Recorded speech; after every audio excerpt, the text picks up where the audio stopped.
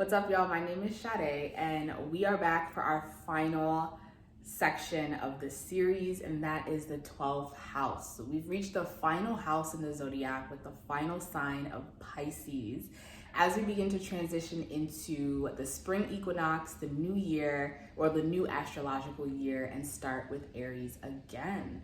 So, what does this 12th house entail? I actually really enjoy the 12th house. I love all the houses, but I enjoy the 12th house because the 12th house is all where we can find our hidden gifts and talents and a lot of our spiritual work. So the 12th house, which houses Pisces as well as Neptune and Jupiter, Pisces is really all about the spirit and the freedom and boundlessness of the spirit. And when you think about the opposite house and the opposite sign of Virgo and the 6th house, it deals with control and boundaries and habits and routines to build self-mastery in the physical world.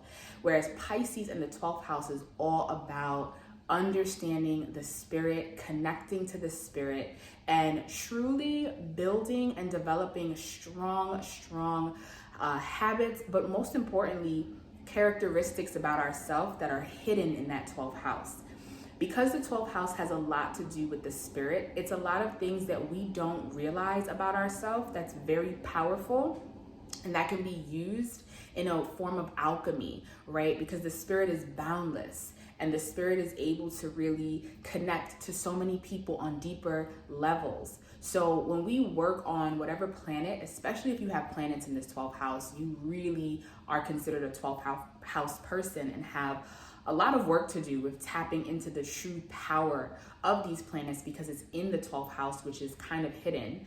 And you really want to focus on the sign that you have there. So for example, I have Aries in my 12th house because I'm a Taurus rising. And when you're dealing with Mars and Aries energy, it's a person who is a leader, but may not see or know their leadership capabilities. And when you look to the first house is where you kind of push forward. So you're pushing forward with Venus and Taurus energy of being in a group and being in relationship. Whereas when you have Aries or Mars in this 12th house, it's really saying how much of a spiritual warrior a person is and how powerful a person is, but they're possibly not aware of that independence and that leadership, and they need to tap into private, intimate spiritual practices to help build that energy that they have in that 12th house.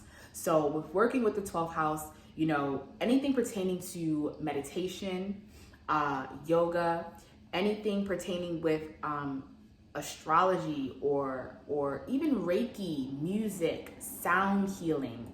Pisces are known as being like such artistic people. So anything that has sound healing and artistic expression is going to really help you to tap into what gifts that you might have here. And you might even be able to create a life for yourself once you tapped into that spiritual place. Now, the 12th house also has to do with addictions and escapism. Okay, because Pisces, being that sign ruled by Neptune, deals with illusions as well as addictions.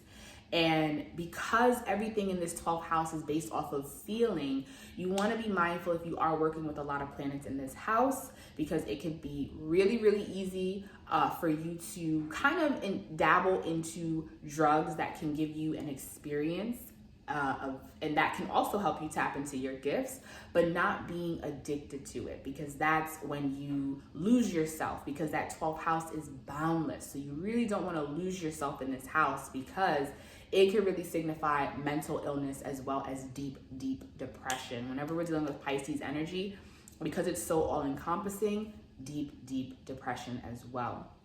A final thing that I would really like to add about this 12th house is it is all about service. Yes, because the opposite of Pisces is Virgo, and Virgos are the servers to humanity in terms of the physical world. Pisces are the servers and the healers to humanity on the spiritual level. So any gifts that you have in this house or things that you start to connect with in this Pisces house, this 12th house, or whatever sign you have in this 12th house, really can be used as a gift to the world to help people heal their spirit and see themselves in a different light through that gift that you can cultivate by working with this 12th house energy. So such a really beautiful house. If you are working with a lot of planets, it can be overwhelming and a lot because it's aspects of yourself that you're not aware of, but can only really be triggered through like spiritual, weird, intimate experiences. So such a beautiful house, so much spiritual energy, spiritual potential. And whenever dealing with Pisces, just unconditional love, loving of self, loving of humanity, and just realizing that at the end of the day, we're all so much more connected than separate. So thank you so much for joining for all 12 of the houses, the zodiac signs, and the planets. Next, we're going to dive into studying the moon and what each moon placements means in your chart. Peace.